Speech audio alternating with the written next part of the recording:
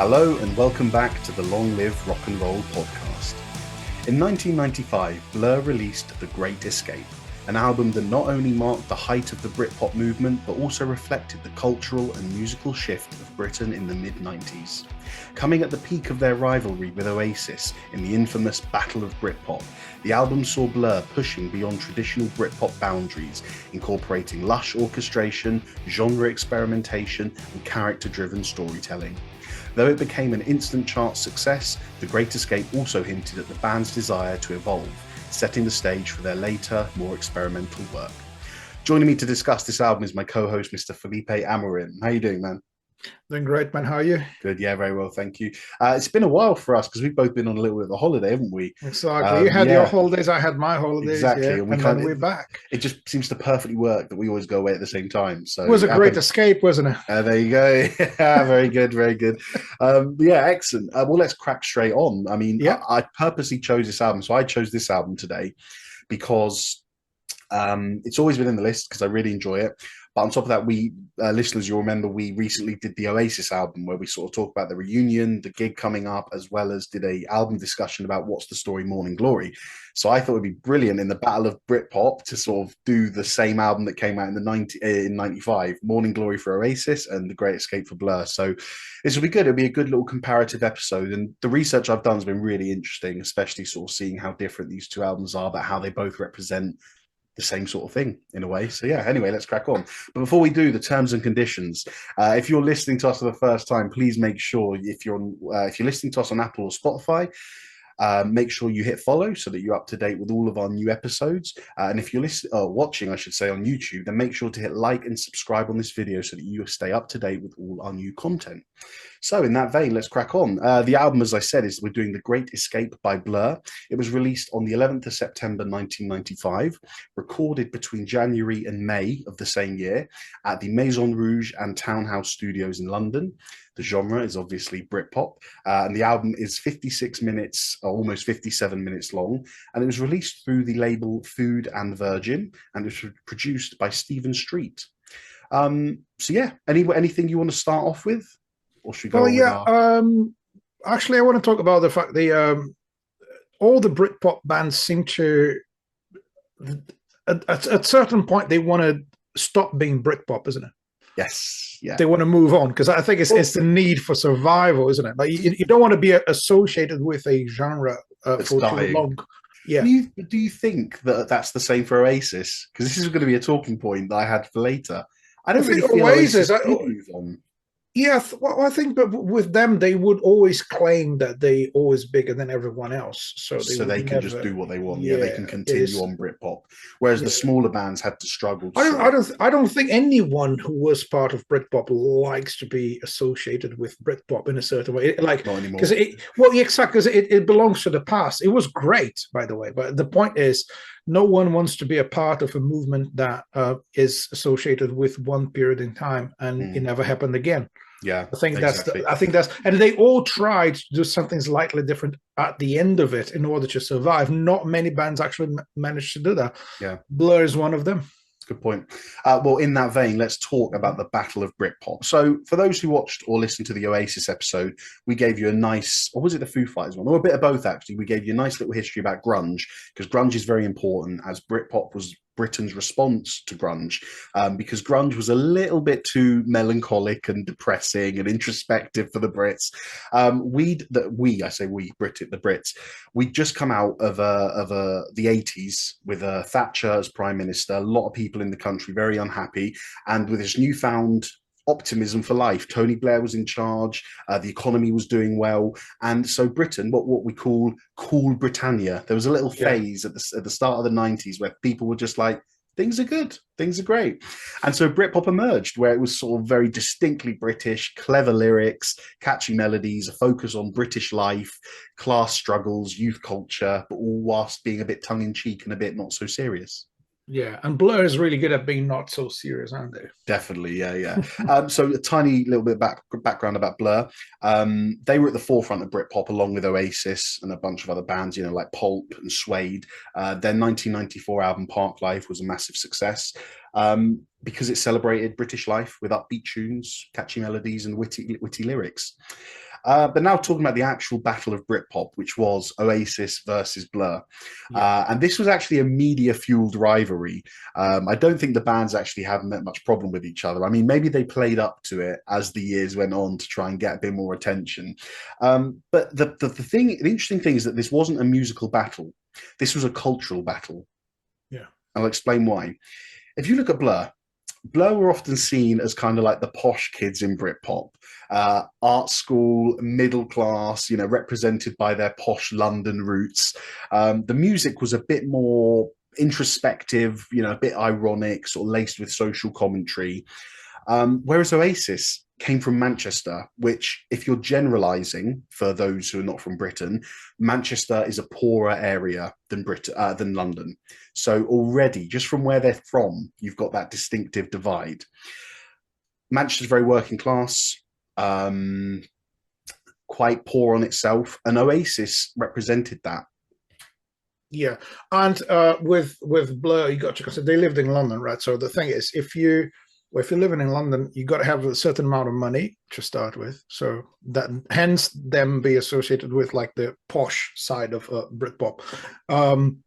But I think also London's like a cultural like center, isn't it? So it's all about academic degrees and people. Well, theoretically very clever, not always in reality, but in theory, yeah, supposedly everyone is clever or trying to be clever, or trying to be the best in what they do, whatever. So I think yes, that rivalry, parts of it might have been real, but again, I think it's just like Beatles versus Rolling Stones. Yeah. They were really good friends. They still, like Paul McCartney and Mick Jagger, are still good friends and all this stuff. But they always played into the battle as a way of getting some marketing, isn't it? And it worked, right? It always worked for the Beatles and Stones, and always worked for Blur and Oasis, I guess. And I think it's interesting to see that the singles that they released at the same time was Roll With It by Oasis and Country House by Blur, isn't it? Yeah. Those two songs, they sum up those two bands really well. And the simplicity of Roll With It and the, how can I put it? Satire? Yeah, the satire in Country House, isn't it? It's more, it's not like in your face like Roll With It. It's you gotta interpret the lyrics in a certain way. You gotta see it's sarcastic, whilst Roll With It is more like this is what it is, and we're not pretending or whatever. So there's a little bit of that. And I have a question for you. Do you think this is not only the battle of Britpop, but the battle of the North versus the South? Is that kind of like you said, Beatles v Stones, right? Beatles from Liverpool, Stones from London. The Stones are from. But yeah, I do, and I think people inherently side with where they're from. Yeah, and I think without, I agree with you. Without even listening to the music, I think someone from London may be slightly biased initially, and just being like, "Hold on, wait, Blur from London? Well, that's me. So yeah, I'm with Blur." Do you know what I mean? Even if you just had to pick a side. Well, even the accent is quite evident, isn't it? With Liam Gallagher singing. And if you listen to a Oasis song and listen to Blur, you can kind of tell where they're from. Yeah, no, completely agree. Yeah. I think you've perfectly summed up what lyrically distinguishes the two bands in this battle of Britpop. You got Blur with very satirical takes on some things, but at the same time quite serious things, like especially we're going to explore the lyrics of this album, but you got isolation, mental health struggles, the hollow pursuit of success, middle class anxieties, all these problems, whereas Oasis were very much rooted in things like I don't know, escapism, self-belief, saying you can do things for yourself. So I feel like Oasis gave the country a much needed boost in terms of screw politics, screw the man, screw the government, do things for yourself. Yeah. Whereas Blur weren't so in your face about it. It was quite subtle, the way they were trying to put away their satirical lyrics. Do you believe they're less optimistic about life? I do. And I mean, yes, let's go on to this now. Mm-hmm. So as Felipe mentioned, the battle culminated when Country House and Roll With It both came out on the same day. Can you believe it, bro? The same day. Like, that is a proper battle of Britpop. Blur won the single battle, as in Country House went to #1, and I think it sold more that year than Roll With It did. But overall, as we know, What's the Story? Morning Glory has gone on to become one of the most famous and successful British albums of all time, whereas The Great Escape probably hasn't quite reached those heights, I think it's fair to say. But this was a defining moment for the Battle of Britpop, and I'm talking about the release of The Great Escape. But it also signalled the beginning of the end for the Britpop era, and here's why.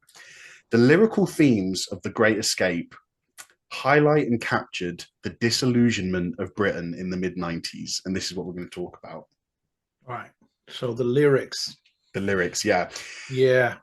This is what we were talking about earlier, about the satirical nature of it.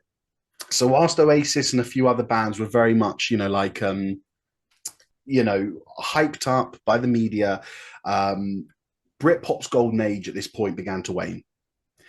Because people started to, I don't want to say wake up, because I don't think that's very fair to say about the general public. But after you get the optimism, like I was saying about in the early years of the 90s, people started to just see that actually, we're starting to see a bit more of the introspective side of British culture, which is actually the same things they're celebrating, but looking at it from a different angle, which I think Blur did really well. Because the Great Escape is a reflection of this shift. It was a bit more melancholic, a bit more critical. It even criticised the same things that bands like Blur were singing about a few years earlier. Yeah. It's interesting, isn't it? Yeah, it is. And I think it's funny because you can't really call this a concept album.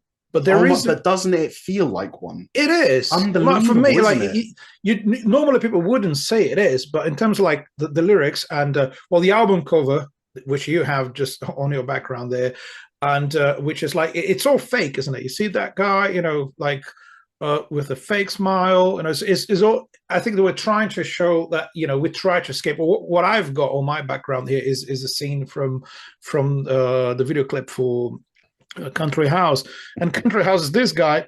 Mind you, they playing a board game in the video that is called Escape from the Rat Race. So basically, it's that illusion that you're going to escape. You're going to be somewhere else. You're not going to be working long hours and feeling miserable. And you're going to finally achieve that point where you have a country house and you can spend your time there. Yeah. And it's and they playing the board game in the video. And at the end of the video, everything that happened is just them dreaming about that life, and they just in their small flat. It looks like a small flat in a big building, central London. It's you can't get more rat race than that, Yeah. And I think there's an overall view of the how can I put it, common people's lifestyle as something that is really depressing in the end of the day. I think that I just want to, if you're not familiar with the album, go straight to the song Fade Away if you want to understand what the album's all about. Probably not the best song in the album, but the lyrics for me is about the predictability of modern life, especially when you have an average lifestyle. That's what it is. So you have the couple, and the lyrics start with, they stumbled into their lives and in a vague way became man and wife. So it's not even their marriage is something that is meaningful. People stumble into each other, they get married, and then they get jobs, they work long hours, they don't see each other, and they live in an area with people from the same background. They're becoming more and more of the same. And I think that the whole album is about this. This song sums up the album in terms of lyrics. And my favorite line from the album is from the song Arnold Same, which is a reference to Arnold Lane by Pink Floyd. Yeah. But this phrase is kind of it's I find it really depressing, but it sums up the album. Today will always be tomorrow.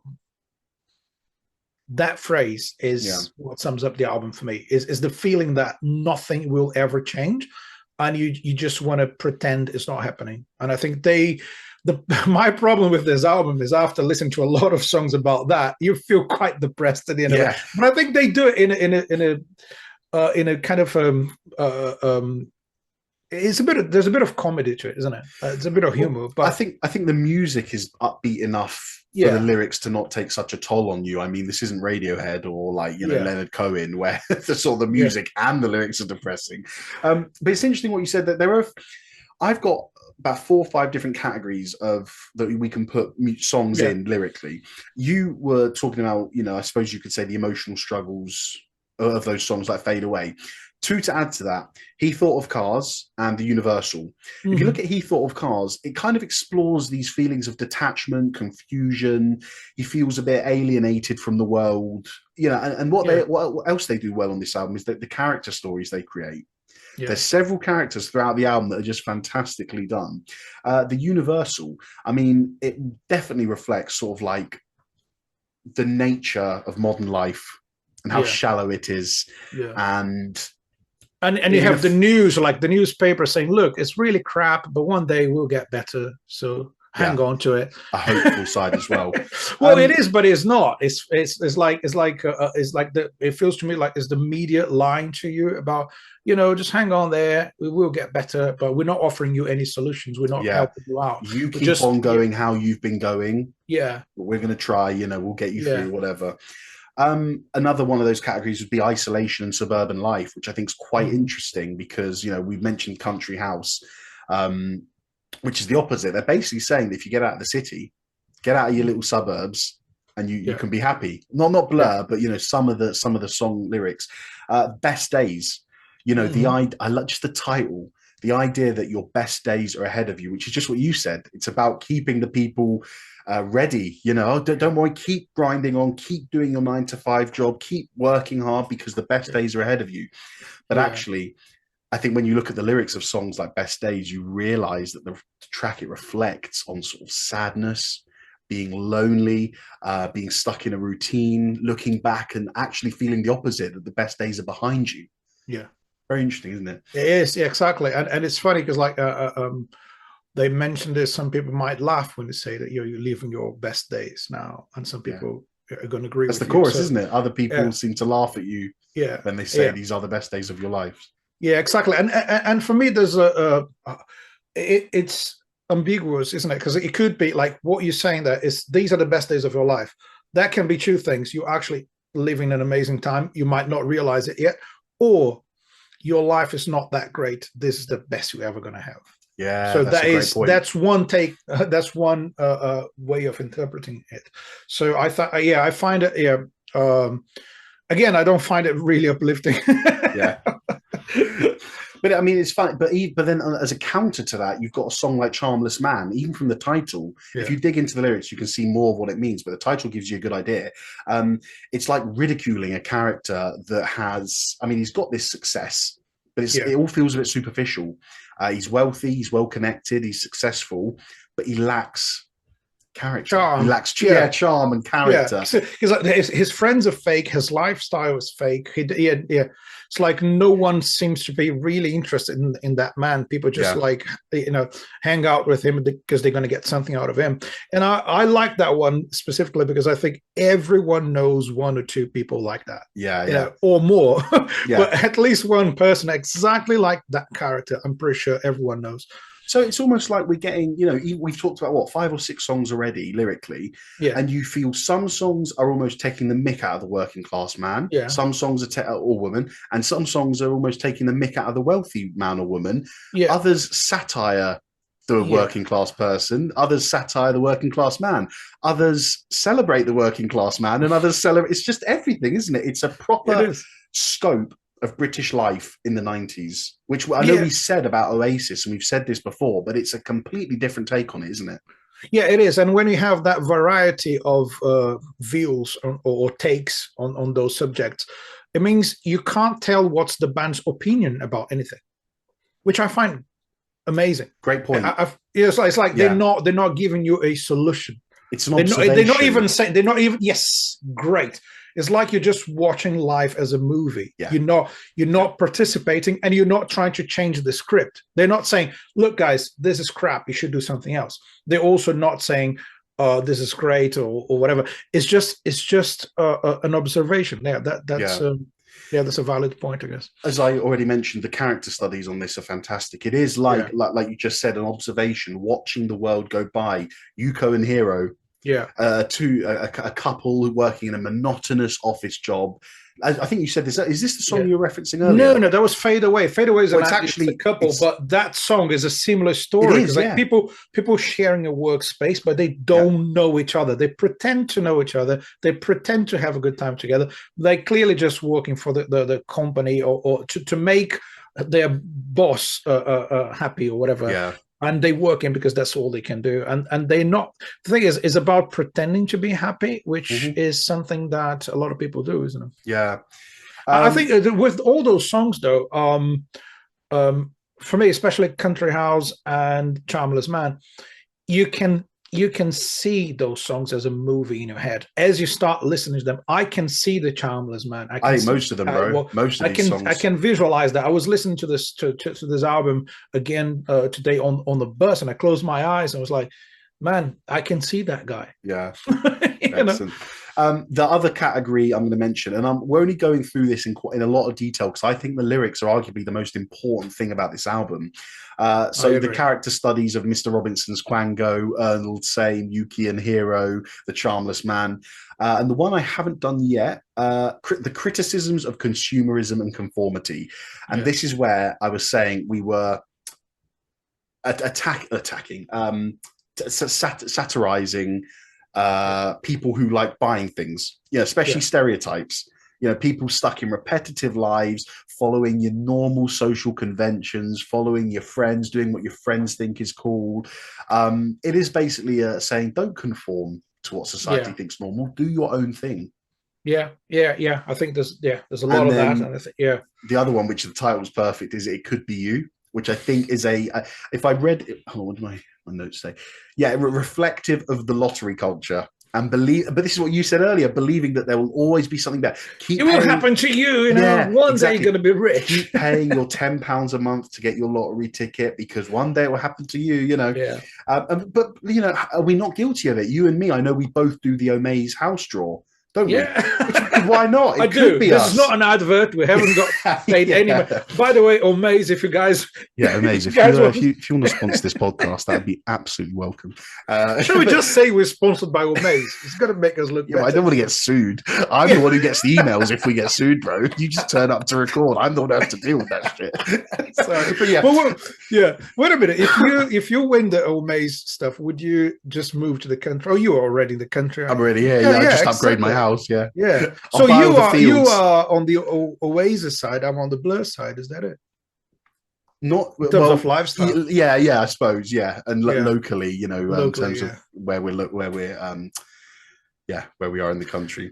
But anyway, all good for the lyrics and themes. Yeah, excellent. Let's move on to the next topic. To the musical innovation and experimentation, because this is what makes this album so important. If the album was just a bunch of great lyrics over standard Britpop music, then I don't think it would have the same reach, legacy, and success as it did have. On top of what they've done lyrically, which as we've just discussed is fantastic, they've done a bunch of stuff musically as well, which I think is fantastic. And the same thing, I've got a couple of sections. So I've got orchestration and expansive production. Songs like The Universal starts off orchestrally, carries on, strings the whole way through, orchestras. Is it in Country House? Yeah, Country House, you've got the brass section, like that, playing that. The orchestration of this album is magnificent, and I was very impressed with Oasis and Morning Glory. And by the way, guys, I personally will be comparing this to Morning Glory throughout the episode, and that's not because I love The Great Escape, and that's not for me to shit on Oasis. It's because they both came out in '95. It was the Battle of Britpop, and these two albums came out in the same year, and I think it's right to compare them because you have two different sides of Britpop. Completely different sides, as we said, culturally, locationally, and even musically as well. And even, Yuko and Hero, that minimalistic sound, almost electronic, atmospheric, ambience, subtle, but with orchestration there that provides. Don't you think there's something? Yeah, there's a similarity with Pet Sounds in a way that the band. Wow, the band is less relevant than the songs. Right? Wow. Am I right to say that, bro? That's a comparison. Because they don't bother much. They don't bother much about playing. And look at me playing my guitar riff. There's a couple of really good guitar tracks. There's like there's amazing bass lines throughout the whole album. That's the one thing. The bass really brings life to the songs. But as a general rule, at some point, all you can hear is the orchestrations and the vocals. So it's almost like saying, we don't want to sound like a rock band. That's an amazing shout, bro. I didn't even think about sort of comparing it to like, because I think you look at Britpop and naturally, I think you think, oh, well, it's not like classical music, is it? It's not as talented as that. People look at it as a bit of a second-rate kind of rock music. But when you've got people like Damon Albarn writing the music behind it and the rest of the band, I know they all contributed. That's a great shout, man. Yeah, and it very much feels like that. But also they collaborated with Stephen Street, who is their long-term producer. And when a band evolves and grows to the next stage and they know what they want, if you've got a producer there who is on side with you and on board with you and knows that you want to get to the next stage and knows what he or she has to do to drag you there with them, that's only a good thing, isn't it? Having a producer it is. that. And if you like, also, I think you got to put your ego aside if you want to do that, because if you want to produce an album like they did, is less about your playing, it's less about your music skills, it's less about you as a musician, and much more about the songwriting and the production. And if that's your focus, you got to let the producer shine. You can't be like, oh, well, this is my song, I don't want it to become something else. Because good producers will reshape the song, redesign the sounds, and turn into something completely different. And I think, you're right. You need to give the producer that space, because that's his or her job as well. Yeah, you've done the songwriting, you've done the recording, it's all there, and obviously the band definitely has a say in how the song is produced or arranged. But you got to let this person do the job. And you got to pick the right one, which they did. Yeah. In terms of genre diversity and experimentation, this album really pushed the boundaries in terms of what was classed as a typical Britpop sound, because they did so much stuff that's unusual. For example, where are my notes? Dissonance. Dissonance galore. For those who have not heard, dissonance is one of my favorite words in music. So if you're a long-term listener or viewer, you've probably heard me say it loads of times. If you're new, dissonance means two notes that don't work together. Basically jazz. So if you're on a piano and you've got a white note, a black note, and a white note, play the white note and the black note one after the other, and it will sound horrible. That's called dissonance. When you play the white note next to the other white note with the black note in between, that's called consonance, because it sounds nice. Dissonance. That was a really good explanation. Thank you. I tried to keep it short. If you don't know anything about music theory, that's just perfect. You can just visualize the theory. Well done, lad. Stereotypes. The song stereotypes. You've got that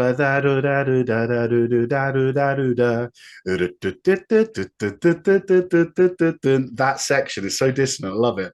You've got to be brave to start an album with a melody. I know. Country House. Country House, where has it got the distance? I've written it down. I can't exactly remember. The end of Top Man, there's distance, and Globe Alone. The guitars, it's almost like I think they are purposely playing it. Playing these notes together. Go on, say something. I'm going to listen to Country House. Well, the intro. No, there's a couple of the intro, Country House. There. No, you're not playing a scale. It's just a chromatic. It's a chromatic movement. Again, starting off the second song of this Britpop album. It feels to me like it feels to me like they want to keep you slightly annoyed throughout the whole album. Like this, even when the melody is beautiful, there's something in the background that's a bit dissonant. They're like, this doesn't sound quite right. Yeah, I think it's intentional, right? Now, Best Days is an interesting one because it's more clean in terms of music. Can I ask you a question before you carry on? Yeah. Well, it's more of a statement that I hope you agree with. Everyone goes on about saying how, as a criticism of Oasis, Oasis, they just sound like the Beatles. Whereas I've never heard an Oasis song that I can say that really reminds me of the Beatles. Maybe in terms of the structure, chord progressions, whatever. Best Days. It makes you feel like you're listening to the Beatles, but you can't really tell which song. Yeah. I agree. Oasis. Okay. Yeah. But for me, Best Days is like a Beatles song. And I'll tell you which one it's like, For No One. Oh wow. It's just the Yeah, man. soft, not in terms of tempo or Yeah. key, just the Yeah. soft start, and then the little solo at the end that feels out of place. You know, that little horn solo in For No One. Yeah. And then I you have a can't piano solo I in this one. can't put my finger on why. I just heard this and thought this song, Best Days, is closer to any Beatles song than I've Yeah. ever heard an Oasis song be. Well, And that that's that's not a criticism, it's just an observation. And sorry, before you carry on, yeah. any song we mention, for those of you listening and watching, we have a dedicated playlist dedicated to this episode where we put the full album on. It's a Spotify playlist. We put the full album in, and any other song we mention goes in the playlist. So already in there is Arnold Lane by Pink Floyd, which Felipe mentioned, and I'm going to stick For No One by the Beatles in there now, just so that whilst we mention a song, you can have a little listen and tell us whether you agree or disagree. Felipe, please carry on, bro.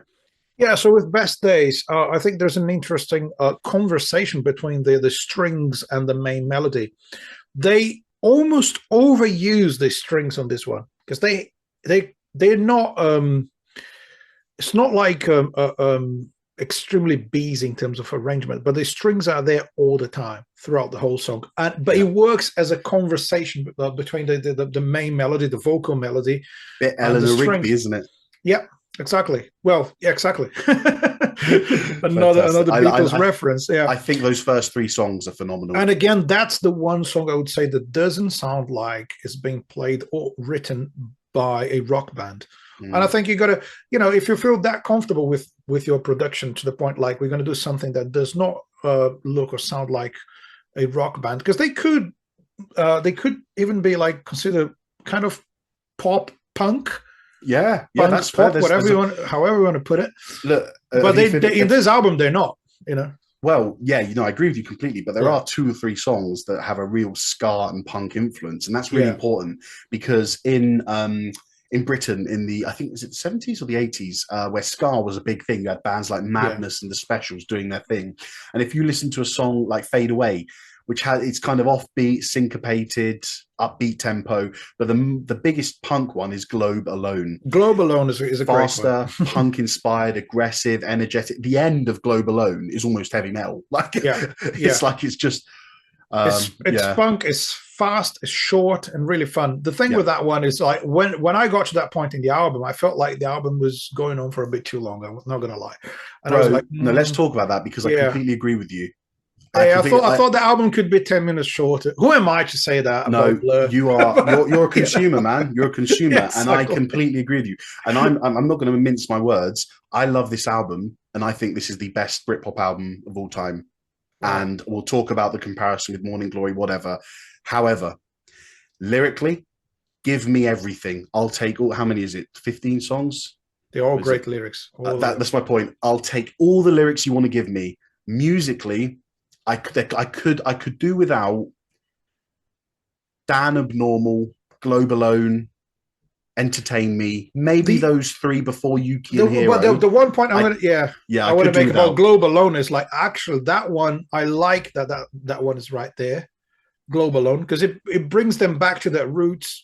It's a bit more punk, and it's more like, okay, you know what? It's a 2-minute song just to make things slightly heavier at the very end of the album. I think that song is in a good place in the album, but the second half for me is not as entertaining as the first half. Agreed. Yeah, but lyrically, it hits the lyric spot, is all great, all of it.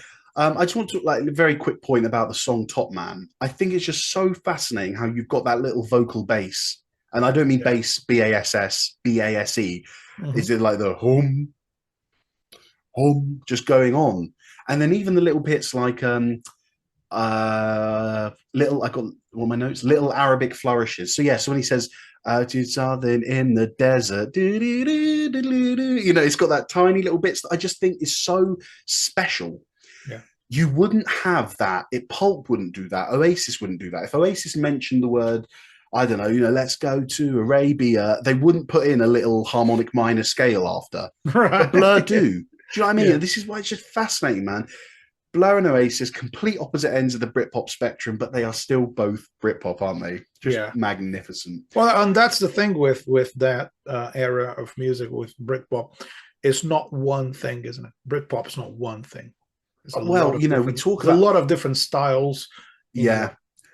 we talk about in heavy metal, there's a couple of subgenres that you talk about where people argue, is it a genre or is it a movement? The first one is the new wave of British heavy metal. Yeah. A lot of people don't like calling Iron Maiden new wave of British heavy metal is summarized as Nwabum. So a lot of people don't like calling Iron Maiden a Nwabum band. No, Iron Maiden heavy metal. Nwabum's just a movement, and new metal as well in the 90s. No, new metal's not a genre, it's just a movement.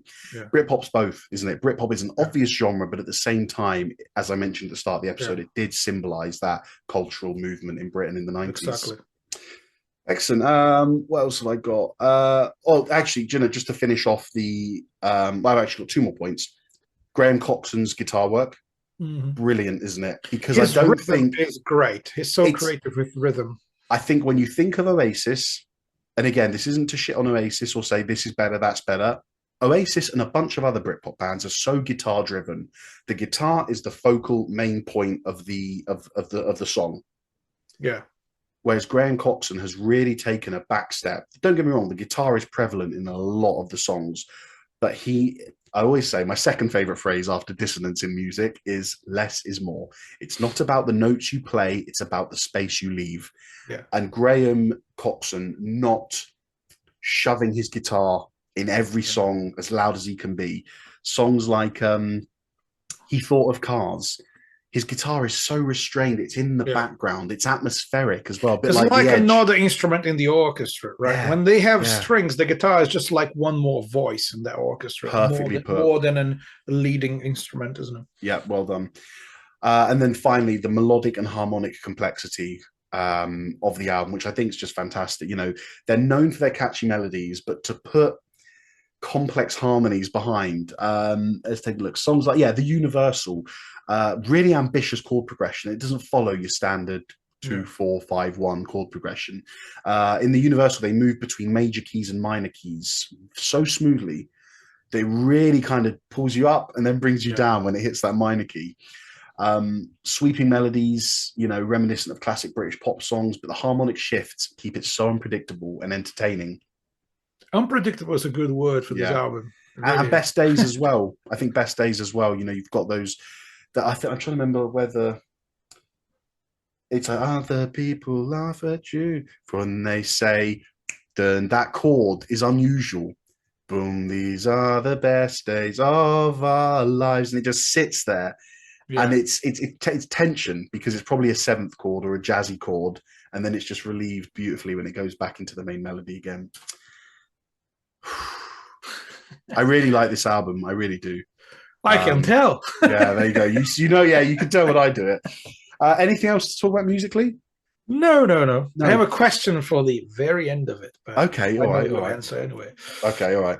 Now we're going to just talk a little bit about Blur's evolution because I think it's important. Having addressed what we just addressed in the music, this is and we won't talk about this for too long. But Britpop was waning. We know this, and I think the Great Escape represents a pivotal moment in this position because I think Damon Albarn realized. Probably he's a very clever guy musically and sort of logic, knowledge wise. I think he knew that the change was coming, and that like grunge, because grunge essentially, it's debatable, but grunge had died already at this point. You still had your post grunge bands like Creed and Foo Fighters doing their thing, but Kurt Cobain had died. Grunge was such a small, quick movement in America, only lasted about 4 years. And I think, it was a bit too heavy for people, grunge. Not heavy musically, I mean lyrically, it weighted on people. It's depressing. As much as I love it, it's depressing and it's so melancholic. I think Damon Albarn saw that Britpop was declining and sort of started changing things up, using more electronic stuff, keyboards, samples, stuff like that. And I think because of this, he definitely embraced the lo-fi electronic soundscapes that he was using. And one of my favorite bands, I definitely put them in my top 20, Gorillaz, which was Damon Albarn's project after, he might have had others in between, but after Blur came Gorillaz. Yeah. And I hear things like Top Man, where it's like he's preparing for that, isn't it? Completely. But if you listen to Blur's album 13, which is in 1999, it's still another step between Great Escape, Gorillaz, 13 kind of sits there, and you can just hear it develop, and it is fantastic. But yeah, I just wanted to mention that a bit because I'm a massive Gorillaz fan.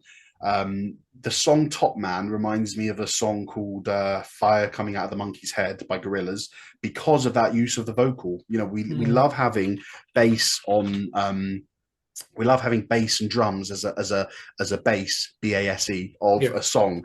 But to have a vocal thing, like a vocal bass, to give the song its own structure, I think it's just brilliant. Yeah, the vocal is the foundation of the song, isn't it? Yeah, yeah. Let's move on and talk about finally the success and legacy of the album. So commercially, it was very successful. Continued Blur's rise to the top. Debuted at #1 on the UK album charts, sold over 1 million copies in the UK, certified triple platinum the year after, I believe. Country House, the lead single, also Universal, Charmless Man, Stereotypes, all did really well in the charts and for Blur. Now, outside the UK, Britpop didn't translate that well for Americans. They didn't really get it. The way that we sort of took in grunge, well, I suppose the other way really as well. You know, I know everyone loves Nirvana, but we didn't fully embrace grunge here. Our response to it was, if you have a different cultural background, you don't feel those feelings in the same way. Exactly. So, and that's what music's all about in the end. Yeah. Although it didn't translate to the US, it was quite successful in Europe. Critical reception, mostly positive reviews. You know, it praised the ambition, the musicality, the lyrics of it, the songwriting. Some people felt it was a little overproduced compared to their previous albums, but if you're comparing, I think they're different albums. You know, Park Life is. I think they're meant to be different. It's meant to be overproduced. You know? But the legacy, I think, is the most important thing because it's the end of Britpop's golden era, and I feel like this album is that point. And like we said, although grunge essentially died when Kurt Cobain died, there was still a few albums released after. I think Britpop ended when this album came out. Obviously, you had things coming out. And that's what they felt like as well. They said in interviews that they knew that was the end of Britpop. Yeah. Culturally,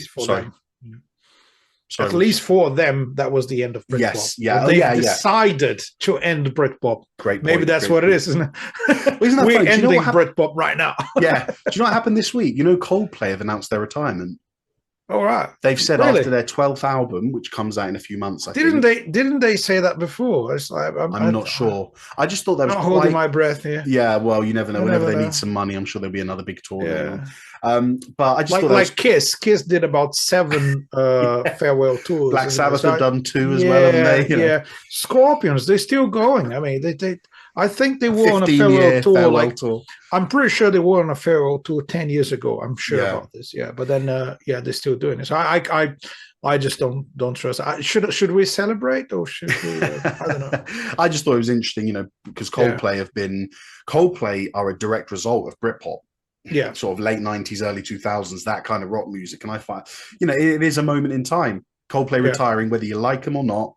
It is a moment in time. Actually, that is an era coming to an end. The Coldplay era. It is. And because I'm not trying to blow smoke up their ass. They're not the only band doing it, but they are. But they're the biggest band. They're the biggest band in the UK. Exactly. They have been the biggest band in the UK for the last, I don't know, 15 years or more. Yeah, definitely. Cultural impact, as I said, you know, songs like Country House and the Universal remain iconic tracks that really sort of bring you back to that 90s. Battle of Britpop, massive moment for it, as we know, and the influence on Britpop as well. You know, as you said, other bands experimented after this and said, well, let's see what we can do. If Blur are using samples and synthesizers, let's see what we can do. So it really did open up the avenue for many bands, and it is a truly significant album. So yeah, that's it. Yeah. You had a question? That's it. I have a question, yeah. Simple one. Has been asked a million times. Blur or Oasis? Blur for me. And I know I started the Oasis album. For those who haven't listened to the Oasis episode, go back and listen to it. Everything we've done with Great Escape, we did with What's the Story Morning Glory, which is why we've done the Great Escape so soon after, because we wanted that little comparison. I do not like Oasis. I don't like them. The majority of their music I don't like. But on that album, I think you can admit I gave it its dues. I was very fair with it. But for me, I always... And I said on the episode, Don't Look Back in the Anger is one of the best ever songs released by a British band, pop music, rock music, whatever you want to categorize it as. It is fantastic. Yeah. But I didn't hear that much of a. I want to be careful what I say because I do appreciate Oasis. There is a sophistication and a complexity around The Great Escape. Yeah. Even though it's simple in nature, every song has something going on in the back of your ear, whether it's a little horn line or Graham Coxon's guitar playing a little melody, or even that little Arabic thing I said, he goes into the desert, like just little embellishments that I think takes this album above any other.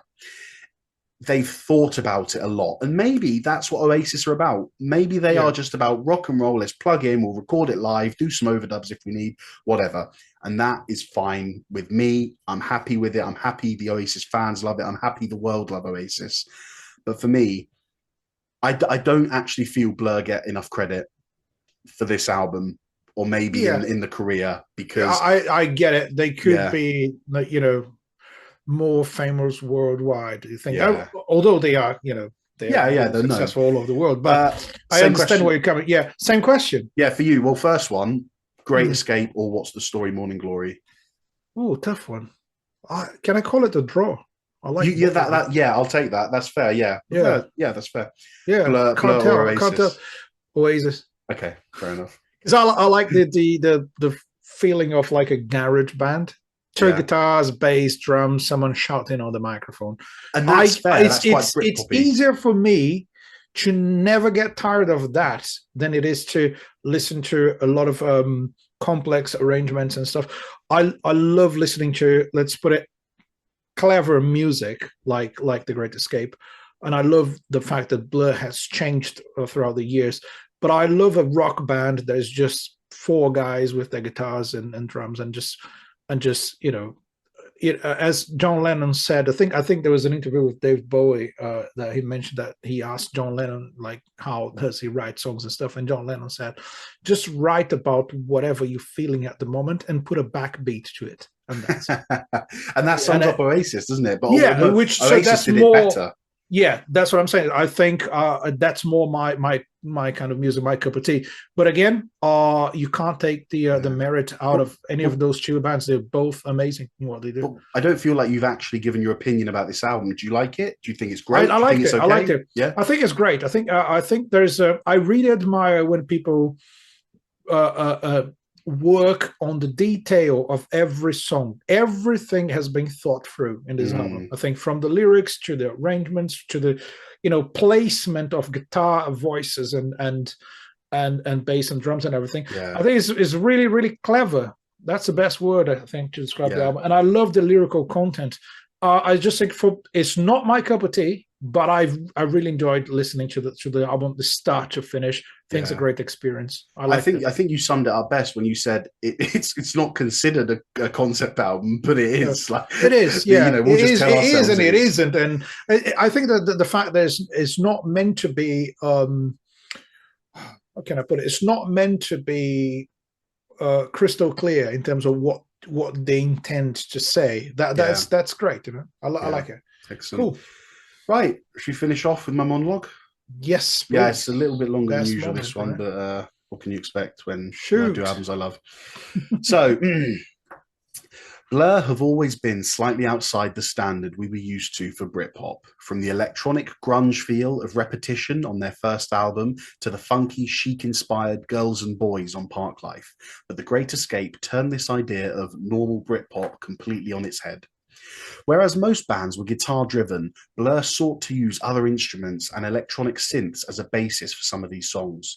Whereas most bands kept production and instrumentation raw and to a minimum, Blur expanded with lush orchestral arrangements and highly executed production methods. And, most importantly, whereas most bands were celebrating British life, morals and values, Blur were questioning the authenticity and the reality of it all.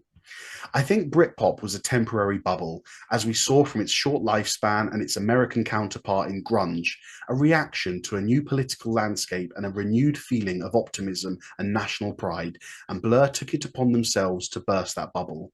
Tracks like Best Days and Ernald Same illustrate feelings of wasted potential and suburban life's monotony. Country House and Charmless Man satirize the British upper class. He Thought of Cars and The Universal delve into mental health and emotional struggles, while Stereotypes and It Could Be You criticize consumerism and conformity. Musically, the album is filled to the brim with ambitious orchestration, genre of diversity, and melodic/harmonic complexity, which completely push the boundaries of Britpop, while simultaneously sounding completely appropriate and at home with the Britpop moniker. I love how the unusual elements, the dissonance, the unnerving electronic soundscapes, the punk, ska, metal elements, makes us a little uncomfortable and perfectly symbolizes the changing cultural landscape of mid-1990s Britain. In the Battle of Britpop debate, you all know I'm no fan of Oasis, but have given them their credit and dues. However, when I compare The Great Escape to What's the Story Morning Glory, I see a world of difference in songwriting quality, artistic ambition, and musical execution. Maybe that's the point of Oasis. Maybe they are no-nonsense, rock and roll, loud guitars with Liam Gallagher's signature vocals singing their anthemic choruses. But Blur show a musical sophistication that I don't think can be rivaled in that era of music, and they go on to back it up with future albums and future projects. I've always had a soft spot for Blur. For me, they've always been the best and my favourite of the Britpop bands, and diving deep into The Great Escape has only further confirmed to me that they are the creme de la creme of this category, and this album is Britpop at its finest. Well said. Can I add something to it? Oh, please, bro, go ahead. I think monologue continued. Yeah, I think Blur is the band that took Britpop to another level, and they intentionally killed it before it was too late. Oh, yes. What was it? I'm trying to remember what band we were doing, where we said that band pushed the other band, and they really Beach Boys and Beatles in the 60s. Exactly. Yeah, and how there wasn't any animosity, but Brian Wilson heard Sgt. Pepper, and he was like, I've got to write something like that, and it pushed it. I wonder if What's the Story Morning Glory would have been as good if they didn't have Blur do Park Life. I wonder if The Great Escape would have been as good had they not heard What's the Story Morning Glory before. Yeah. Just there's even a reference to it, you know.